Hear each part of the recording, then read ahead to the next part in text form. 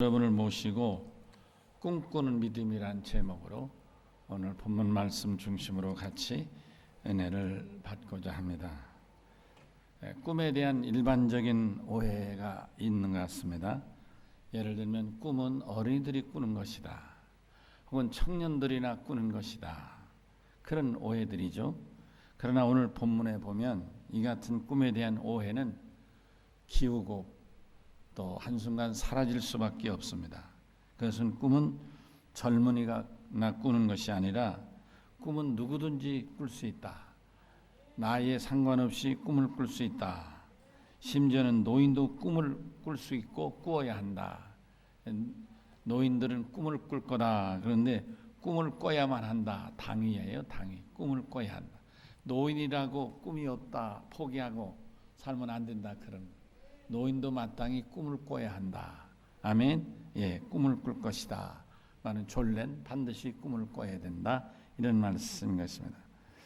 자, 오늘 우리 본문 말씀 가운데 28절을 함께 읽으십시다. 그 후에 내가 내 영을 만민에게 부어주리니, 아멘.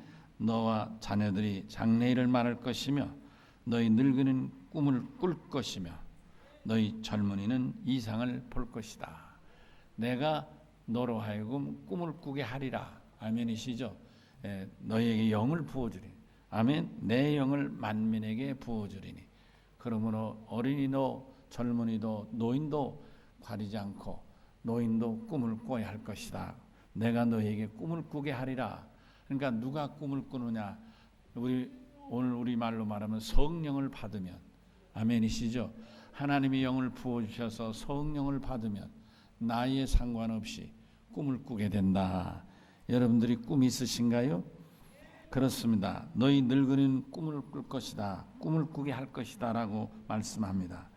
자녀들은 장래를 말하고 젊은이들은 이상을 보게 하는데, 놀랍게도 너희 늙은이들도 반드시 꿈을 꾸도록 말하겠다 하는 말씀입니다. 이렇듯 분명한 것은 꿈은 나이 어린 아이들만 꾸는 것이 아니라 꿈은 나이에 상관없이 누구든지 꿀 수 있다고 말씀합니다. 늙은이도 꿈을 꿀 것을 말씀합니다. 이로써 꿈에 대한 일반적인 오해, 어린이나 아이들이나 꾼다는 이 오해는 완전히 이 시간 같이 은혜 받는 여러분 모두가 오늘부로 꿈에 대한 오해는 다 씻어버리고 내 나이에 관계없이 꿈을 꾸겠다 하는 새로운 마음과 다짐의 시간이 될 수 있기를 바랍니다. 사실 저도 아직도 꿈을 이루지 못해서 꿈을 이루려 하는 부분이 없잖아 있습니다. 사랑하는 성도 여러분, 꿈은 사람마다 이루는 꿈이 있고 또 아직 이루지 못한 꿈이 있지 않나 싶습니다. 여러분들의 경우는 어떻습니까? 저도 그렇죠. 저도 여러 가지 어려서 꿈이 있었는데 어렸을 때 줄기차게 변치 않은 꿈이 하나 있었습니다. 그것은 우리 엄마 등에 업혀서 교회를 다녀. 유치부지요. 유치부 때부터 가졌던 꿈. 그래서 뭔지도 모르지만 여전도사 했던 어머니에게 이 아들, 둘째 아들이 목사가 되는 게 당신의 꿈이었던 것 같아. 지금 생각해보면 어린 것이 뭘 알아서 내가 목사 된다 했겠어요. 여전도사인 어머니의 꿈, 그 꿈이 우리 아들 중에 누군가, 근데 둘째 아들이 좀 믿음이 있고 열심히 엄마를 잘 따르니까 둘째 아들, 큰 아들은 장로를 꿈을 꾸셨고 둘째 아들은 목사의 꿈을 꾸신 그 어머니의 꿈이 내 꿈이 된 거예요, 결론적으로. 그래서 어려서부터 뭐 할래? 그러면 목사한다고 그랬어요. 어려서부터. 초등학교 들어가면서부터 장래 희망. 여러분 나와 같은 시대에 산 사람도 다 같은 경험했을 거예요.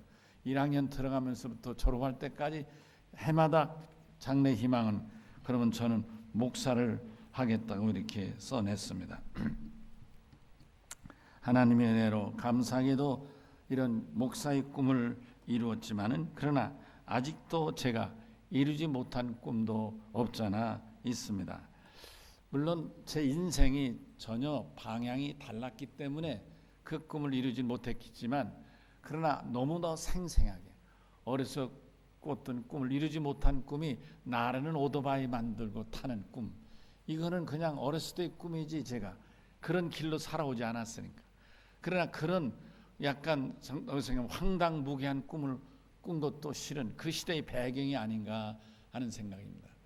제가 60년도에 초등학교를 들어갔거나 뭐 여하튼 59년 들어갔거나 하여튼 그때 들어갔는데 어느 날 갑자기 박정희 소장이 쿠데타를 일으켰잖아요. 60년 5.16 쿠데타를 일으켜서 쿠데타가 일어난 이후부터는 학교마다 제가 그때 삽교 초등학교를 다녔는데 예산군. 근데 어느 날 갑자기 이 매일같이 교장님께서 그 많은 학생들, 제가 다녔던 삽교 초등학교는 예산군에서 학생 수가 제일 많은 큰 학교였어요. 그러니까 굉장히 많은 학생들인데 그 학생들을 세워놓고는 아침마다 노인 대신 이 교장님이 올라와서 제군 여러분, 제군 여러분, 그냥 제군 여러분. 그게 아마 반은 된 것 같아요. 한마디 하시, 제군 여러분. 근데 지금 와서 그때는 왜 그런지 몰랐지만 지금 생각하니까 평생 교육자로 살아오신 노인네가 어느 날 갑자기 쿠데타가 일어나가지고 이거를 혁명 공약을 외우게 하라니까 답답하지 않으셨겠나. 그래서 그 아침에 해 막 뜨거워 그러면 예전에 영양이 모자랐으면 서 있던 애들 가운데 퍽퍽 쓰러지면 또 개를 데려가가 소금을 한 먹여가지고 소금 먹이면 산다 해가지고 소금을 물에 먹이고 막 이런 경우들이 생각이 납니다. 근데 그때 제가 하도 외웠던 것 중에 하나가 마지막 구절인지 처음 구절인지 그런 기억이 나요. 뭐냐면 우리는 반만년 유구한 역사적 5천년인가 반만년인가 역사적 사명을 띠고 이 땅에 태어났다 뭐 그런 내용이 있었지 않았나. 그런 걸 여하튼 그렇게 외웠던 것 같아요. 근데 그때 늘 북한이 쳐들어온다는 거. 북한이 쳐들어오기 때문에 이 북한은 쳐들어온 걸 막기 위해서 뭐 큰 내용이 주로 그 교장님의 훈시였고 또 들어오면 반에서 또 담임 선생님이 또 그런 걸 하고 그리고 또 6.25가 가까우면 5월 말쯤이나 뭐 이때쯤부터는 전교생을 상대로 해서 6월 20일 뭐죠? 그 6.25 반공 포스터 대회도 하고 웅변 대회도 그러니까 웅변 나가서 잘하면 상도 타고 뭐 구운내 웅변대도 나가고 또 뭐 포스터 잘해가지고 그런 막 이 복도 같은 데다 붙여놓고 잘된 우수한 애들은 상도 주고 아마 그랬던 생각이 납니다. 그때는 지금같이 자동차가 없었으니까 북한이 쳐들어오면 어떡하나 자다 말고도 도망가야 되니까 그래서 이제 쳐들어오면 어떡할까 뭐 그때는 뭐 자전거도 없었어요. 제가 살던 동네는 한 40여 살았는데 그 동네 자가용은 꿈도 꾸지 자가용이라는 말도 없었던 것 같고 그 당시에는 그리고 자전거 중고 한 대가 있었는데 그거는 그 동네 하나야 보물이야. 그래서 우리 같은 사람 가면 오지 마라 애들은 오지 말라 막 그러 우리는 그 옆에 가지도 못하고 구경만 하고 타보질 못하고 아이고 어려웠던 시절이죠. 그때 북한이 쳐들어오면 어떻게 되는가. 그래서 어렸을 때 소박하게도 어느 날 쳐들어오면 엄마 아빠 두 분을 뒤에다 태우고 내가 오토바이를 타고 날아가리라. 그래서 산도 날르고 바다도 강도 건너가고 저 남해 바다도 날아가서 제주도로 도망가리라. 그런 생각에 나른 오토바이.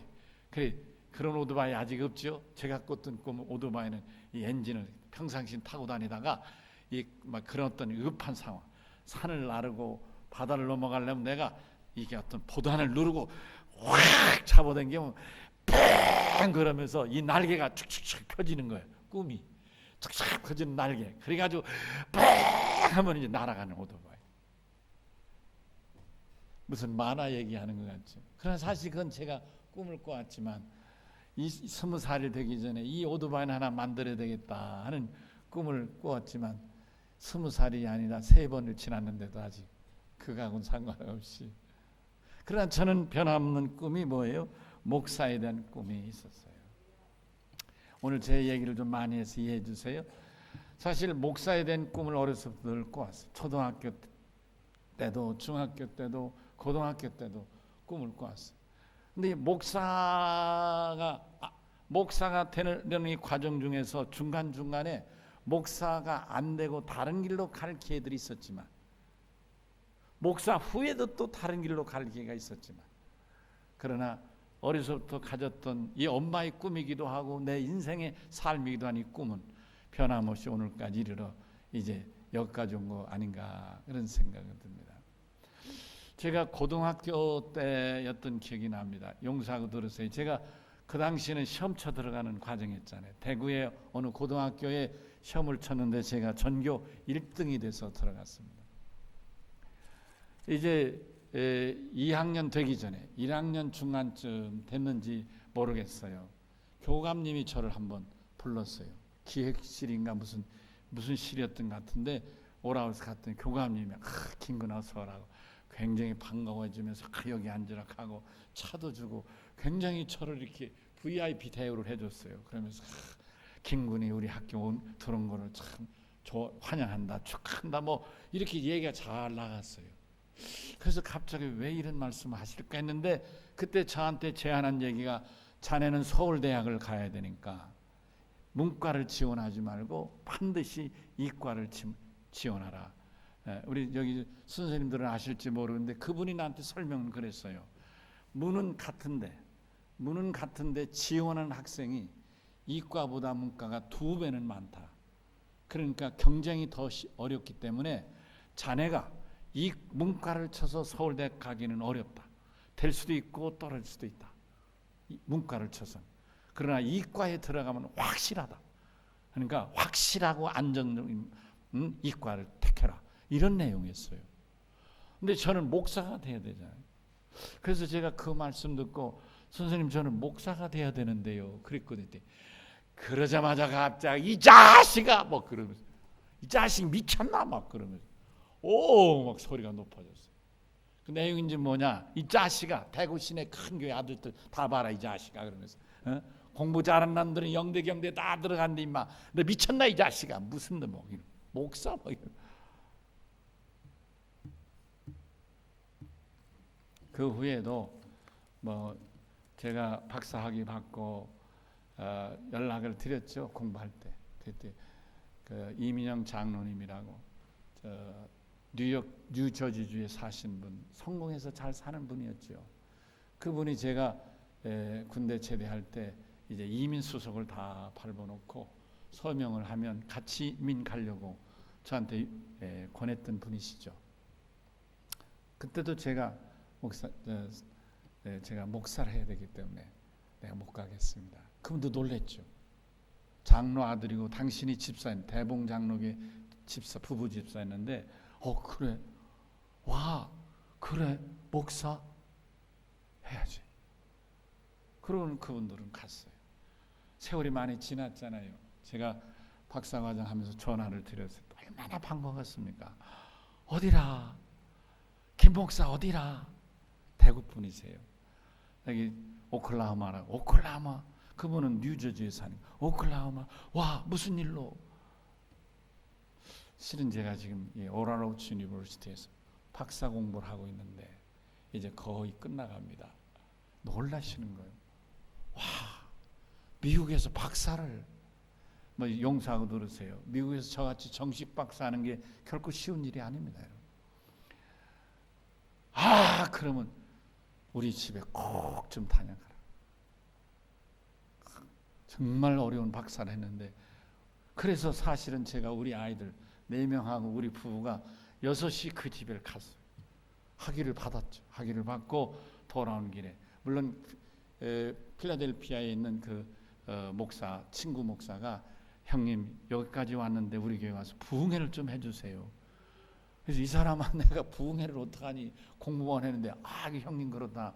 일단 한국 들어갔는데 다음에 내가 부르기 쉽지 않으니 들어가시 전에 우리 교회 오셔서 부흥회 한번 하세요. 얼마나 이게 영광스럽습니까? 그래서 부흥회를 좋다 그럼 하겠다. 가는 길에 그 집에 들린 거기서 가깝습니다. 뉴욕에서 필라델피아 가깝습니다. 1시간 반 정도 거리밖에 안 돼. 그분이 얼마나 좋아하는 이제 박사가 됐다. 그분이 저를 같이 이민 가장했을 때 만약 제가 그 서명 김연호라는 이름 석자만 썼으면 아마 저는 목사를 하지 않고 미국에서 이렇게 살아가고 있지 않겠나. 이런 경우들이 몇 번 있었어요, 제 인생에. 심지어는 이제 목사가 된 후에도, 지금 은퇴하셨지만 김용훈 감독이라고 하신 분이 옛날에 여러분 아시겠어요? 자민연막 만들 때 김종필 씨가 있어가 자민연막 만들 때 저를 불러서 김 목사는 모건대 총학생회장 출신인데 그때 제가 시의원 나가려고 할 때였어요. 시의원이 뭐냐, 격에 어울리지 않느냐, 내가 지역구 하나 줄 테니까 이왕 국회의원을 해라. 어떻게 해요? 그분이 가장동에 중앙감리 큰 게 있었죠. 김종필 씨 총재 특별 보좌역이었어요. 그분. 내가 지역구 하나 주겠다. 그러니까 이 서구에 출마해라. 그때도 제가 죄송합니다. 나는 정치하려고 하는 사람이 아니라 목사로 일생을 살아야 됩니다. 시의원은 목사로 할 수 있지만 국회의원 하려면 내가 목사를 사직해야 됩니다. 내가 목사를 사직은 못하겠습니다. 다른 사람이, 저 말고 다른 사람이 공천을 받아서 그때 자민련 바람 불었잖아요. 그래서 자민련 기만 꽂아도 국회의원 됐을 때, 그때 우리 지역구에 자민련이 국회의원 대전을 다 쓸었을 때니까요. 돌이켜보면 이런 어떤 자기의 꿈을 향해서 살아오면서 꿈을 이룬 사람이 있고 꿈일 과정도 있죠. 목사가 되다는 건 아니고 옛날 생각이 좀 났어요. 제가 설교 준비하면서. 그래 보니까 이 꿈이 있어요. 요즘 저 친구도 앉아있는데 제가 보니까 87년도 3월 27일 날 연에서 안수 받은 거예요. 안수를 받은 거죠. 근데 뜻밖의 알리지도 않았고 몰랐는데 몇몇 친구들이 저기 앉아있는 최동열 저 친구하고 몇몇이 여기 이름 보니까 김충현, 최동열, 박종돈, 이정봉, 조한경, 김영욱 이렇게 6 친구들이 저한테 이 패를 가지고 온 거예요. 목사 안수패, 목사 김연호 해가지고 여기 뭐 할렐루야 목사님의 안수를 진심으로 축하드리오며 이 귀한 일을 영원히 기념하고자 이 패를 드립니다. 내가 죽도록 충성하라. 그리하면 생명의 멸관을 내게 주리라. 계시록 2장 10절 1987년 3월 27일 꽃피는 동네 친구. 그래서 6명 이름을 적었어. 내가 굉장히 놀랐어요. 아니 어떻게 내가 알리지도 않는데 이 사람들이 목사 안수 받는 걸 알고 이걸 가져왔는가. 근데 그 중에 어느 한 친구가 기억이 안 나는데 어느 한 친구가 이렇게 얘기했습니다. 솔직히 말해서 목사가 대단하다고는 생각하지 않는다. 그러나 친구는 어렸을 때부터 꿈을 말할 땐 목사를 말했는데 그 어렸을 때 가졌던 꿈을 이루지 않았느냐. 자기 주위에 많은 사람들이 어렸을 땐 뭐가 되겠다 꿈을 얘기하지만 지나고 보면 그 꿈을 이룬 사람이 없다. 그래서 친구는 꿈을 목사를 얘기하더니 목사가 됐다. 그런 얘기를 한 기억이 납니다. 제가 누가 있기에 지금 이름을 보면 이 6명 중에 3명은 이미 세상을 떠났네. 이미 세상을 떠났고 최동렬은 저기 지금 앉아있고 박정도는 서울의 어느 교회 장로로 있고 이정봉인가 누구는 제가 소식이 끊겼어요. 살았는지 죽었는지 모르겠는데 옛날 얘기죠. 하나님의 은혜가 참으로 크고 귀하다 그런 생각을 하게 됩니다. 사랑하는 성도 여러분, 여러분에게는 꿈이 있습니까? 꿈을 꾸셨습니까? 그 꿈이 이루어지고 있습니까? 이루셨습니까? 이루셨다면 또 어떤 꿈을 계속 꾸어가고 계십니까? 오늘 성경의 중심에서 좀 더 꿈을 살펴보도록 그렇게 하겠습니다. 먼저 꿈의 사람 그러면 성경에서는 뭐니 해도 요셉을 얘기하게 됩니다. 창세기 37장 그리고 38장 한 장 건너뛴 다음에 39장부터 50장에 이르기까지 이 요셉의 얘기는 계속 나오는 구약의 중요한 인물입니다. 그가 17살 때 꿈을 꿉니다. 창세기 37장 7절에 첫 번째는 형들이 곡식단들이 자기에게 절하는 꿈을 꾸고 2절 후 9절에 가면 해와 달과 11별이 자기에게 절하는 꿈을 꾸게 됩니다. 저는 이 꿈에 대한 얘기를 하면 옛날 1970년대 미국에서 발표됐던 갈매기의 우화, 갈매기의 꿈이라는 책이 생각이 납니다.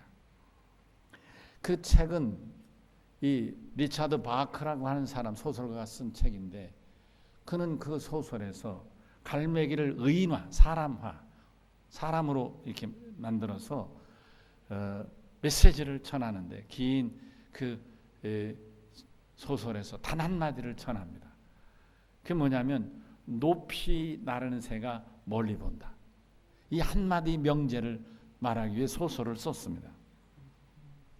여러분 다 꿈을 꾸셨고, 꿈을 말할 때는 어떻습니까? 좀 가슴이 설레시고, 또 나이 드신 분들은 소년 때 꿈을 회상할 수도 있고, 소녀 때의 꿈이 아니라 지금 연세 드신 여러분들의 꿈이 무엇이냐, 그 말씀인 것입니다.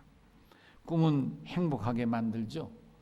그러나 꿈을 이룬 데는 반드시 그에 상응하는 대가를 요구한다는 말씀인 것입니다. 먼저 요셉은 어떤 대가를 치르게 됩니까? 어떤 꿈을 이루었습니까? 17살에 꿨더니 꿈을 이루게 하여 그는 13년의 긴 세월 동안 모진 어려운 고난을 경험하고, 심지어는 죽음의 위기도 넘기는 걸 여러분 아시게 될 겁니다.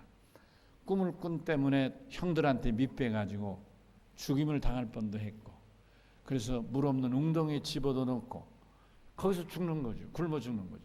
근데 다행스럽게 넷째 형인 유다 형이 그럴 거 있느냐, 우리 손으로 동생을 죽일 거 뭐 있느냐. 그때 마침 이제 대상 카라반이 지나가니까, 야 저기 지나가는 카라반한테 팔자. 팔면 우리가 돈도 좀 쓸 수 있고, 요셉에게 살든 죽든 건 지 운명에 맡기면 되는 거 아니냐. 이 살려낸 거예요. 아시죠? 그래서 예수님이 누구의 후손으로 오시나고요? 유다의 후손으로 오지 않습니까? 아멘. 죽을 자를 살려낸 유다, 그 유다의 후손으로 예수님이 오신다. 그런. 이제 카라반에 팔려서 그가 애굽에, 여러분 아시죠? 보디발의 시위 대장 집으로 이제 노예로 팔려갔는데, 거기서 주인 마님한테 밑배가지고, 그래서 이제 감옥에 가게 됩니다. 그 감옥에 가서 죽을 날을 기다리는 중에 그는 그 꿈을 포기하지 않고 끝까지 꿈을 이루게 최선을 다해서 부지런한 소년, 성실한 소년, 믿을 만한 소년으로 그 간수들에게 인정을 받게 됩니다. 그래서 어느 날 그 감옥에 갇혔던 두 장관, 황제의 떡을 맡아 대접하는 장관과 술을 맡아 대접하는 장관을 이렇게 만나게 되는데, 그때 그들이 해몽하지 못하는 꿈을 요셉이 해몽해 주는데, 그 꿈대로 떡을 맡은 장관은 죽고 술을 대접하는 장관은 살아서 회복됩니다.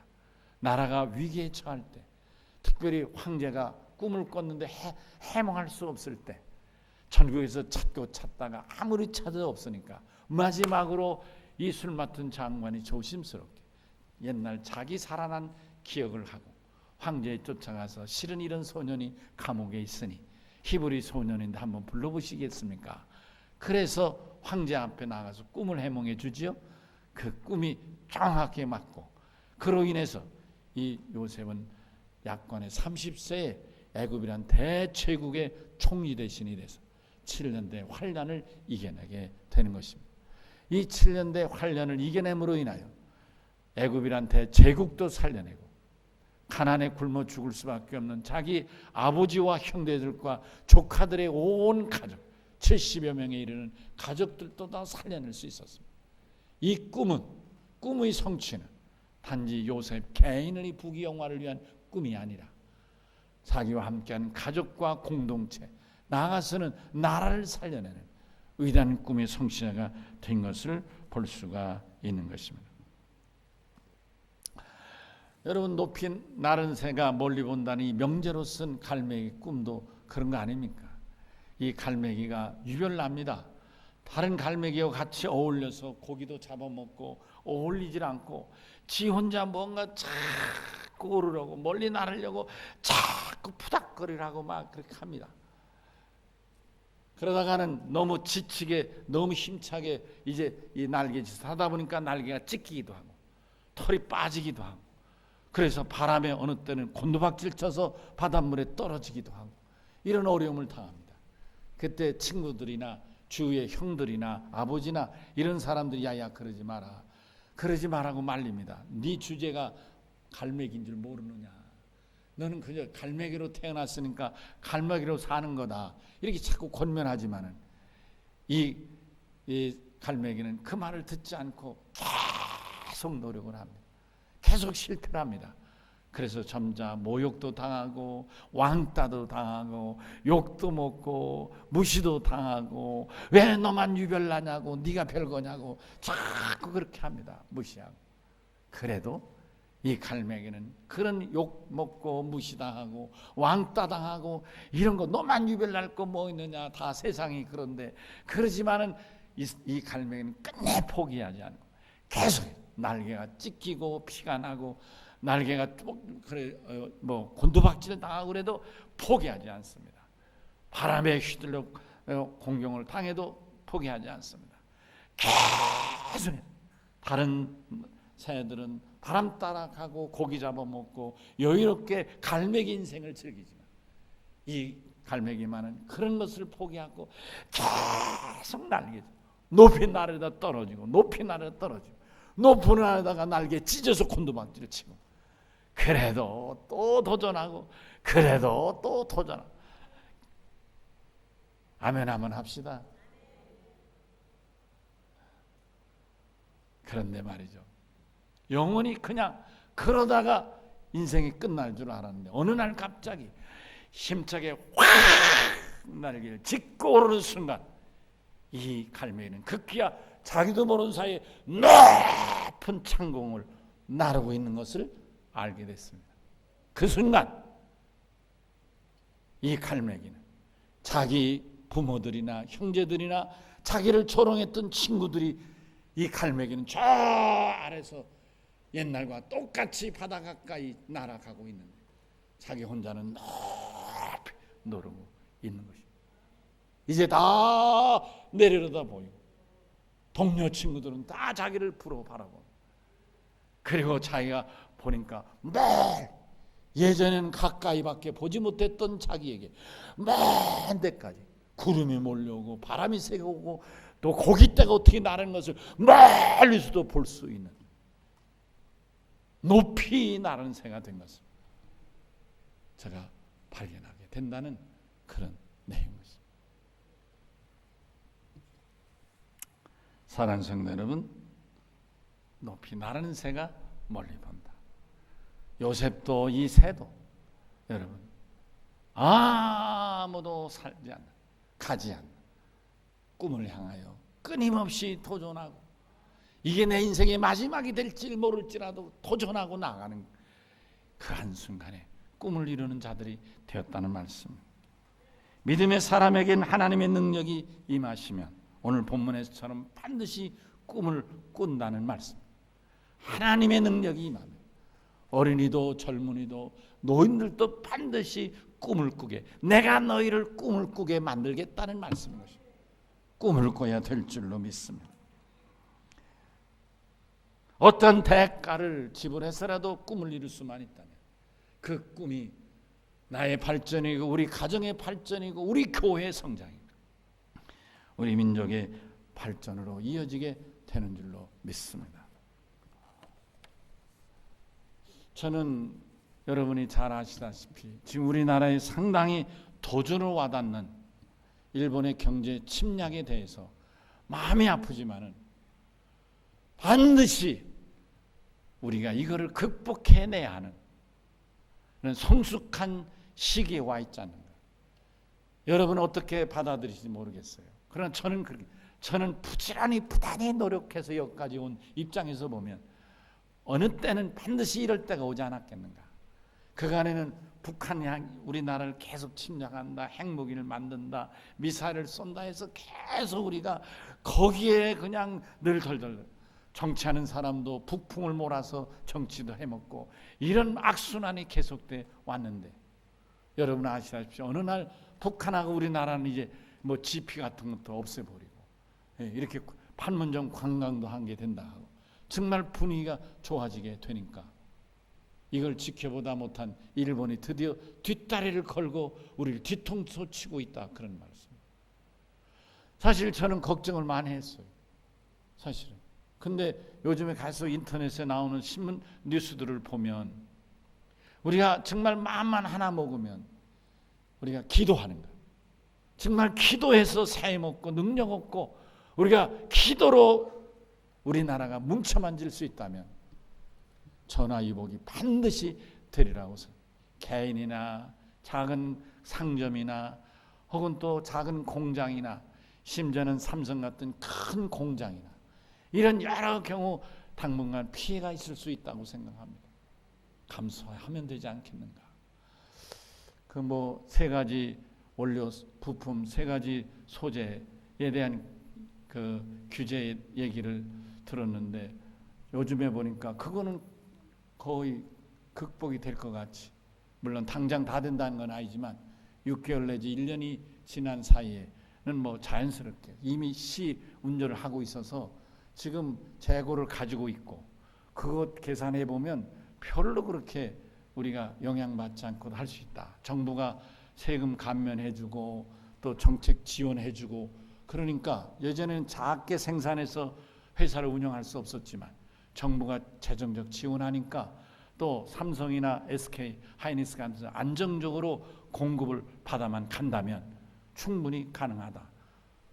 또 뭐 자동차 무슨 그 부품 수소 뭔가 섬유 뭐 이런 게 있더라. 저 전문 용어라 잘 모르는데 그런 부분들도 이미 우리나라에서 생산이 가능하다. 뭐 이런 얘기를 들으면서 여러분, 우리가 꿈을 꾸지 않고 그냥 현실에 적응하면 이런 도전도 감당하기 어려울 수 있지 않았겠는가.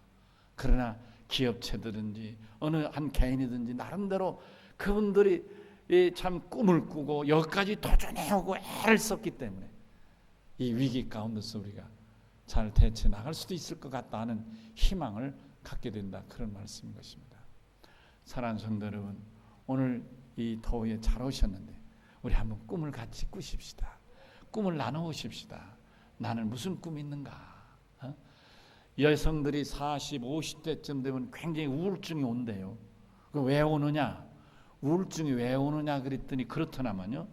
한 50, 40, 50쯤 되면 애들 다 키워놔가지고 애 낳고 학교 보내고 막 그럴 때는 지지급 없고 정신없는데, 그렇게 살다가 보니까 40, 50 지나면 애들이 다 커서 이제 대학도 들어가고 직장도 가고 시집도 장가도 가고 뭐 이렇게 돼버리면 이제 자기하고 남편하고 주로 남편은 계속 사회생활하고 계속 직장생활하다 보니까 이제 이 평상으로 들어가는데 이제 한 20년 30년 지나가 보니까 과장 부장 무슨 뭐 국장 이사 막 됐는데 어느 날 자기가 세수하고 얼굴을 슥 쳐다보니까 주름도 많이 생기고 처녀 때 같이 아름답지도 못하고 뱃살도 좀 많이 나오고, 그러니 이게 뭔가 나는 그런 모습을 보면서 어느 한순간 우울증이 심해진다는 얘기 들었습니다.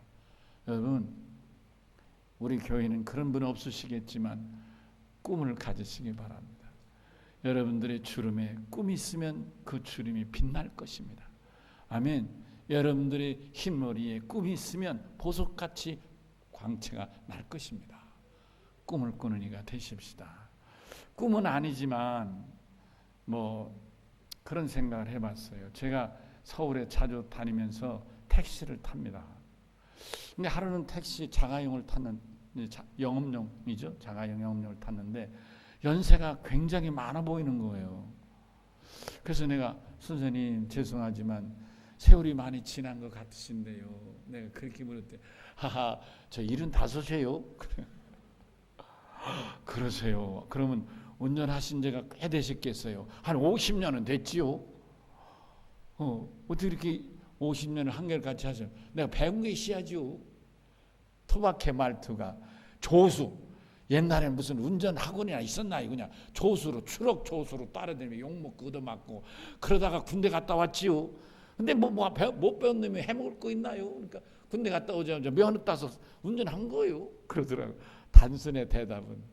그런데 그 말소리는 투박하고 굵고, 아직도 운전은 그래서요 얼마인지 할 수 있어요. 난 80도 충분히 해낼 수 있어요. 막 그러면서 요즘 뭐 운전사들 나이 줄인 뭐가 있나 봐요. 아, 왜 그런 걸 하나 모르겠어요. 난 80도 안 할 수 있는데 막 이러시더라고요. 내 마음이 기뻤어요. 여러분, 나이에 상관없이 꿈이 있는 사람은 인생을 행복하게 살 수 있습니다. 예수 꿈, 성령이 여러분에게 임하셔서 예수 꿈을 꾸십시다. 소박하지만 밥을 먹고 가방을 메고 전도하러, 내가 주님 부를 때까지 나는 전도해서 내가 죽기 전에 10명은 전도하리라, 20명은 전도하리라, 50명은 전도하리라, 이런 목표를 정하고 그 꿈을 향하여 나의 상관없이 성경을 메고 전도로 나간다면 그 전도자는 나의 상관없이 보석같이 아름다운 인생이 아니겠는가. 나는 수줍어서 도저히 왜 전도를 못한다면 기도합니다. 삼산일리 집중기도에 잘 됐다. 나는 그저 새벽에도 나와서 기도하고, 아침 먹고 와서 기도하고, 점심 먹고 아멘 좀 하시죠. 할 사람이 없나? 아멘도 안 해. 저녁 먹고 와서 기도하고 말이요. 이렇게. 그래서 나는 하나님 나라 갈 때까지 내가 기도로 우리 목사님 팍팍 밀어드리고 우리 교회를 기도하겠다고. 얼마나 아름다운 꿈입니까? 이거 누가 할 수 있습니까? 주의 성령이 임한 자가 할 수 있는 아름다운 꿈입니다. 그의 기도 한마디는 절대로 땅에 떨어지지 않아요. 너는 내게 크게 부르짖으라, 내가 내게 응답하겠고. 할렐루야. 그거 비밀한 일을 알리라 하신 예레미야서 33장의 말씀처럼 하나님의 위대한 꿈을 이루어가는 위대한 종들이 된다고 믿습니다. 아멘이신가요? 우리 다 같이 오른손을 드시죠. 그리고 주여, 그렇습니다. 하나님이 주신 꿈을 꾸는 삶을 살겠습니다. 나이 타령하지 않고 부르실 때까지 꿈을 꾸며 살겠습니다. 우리 다 같이 한번 외칩니다. 주여!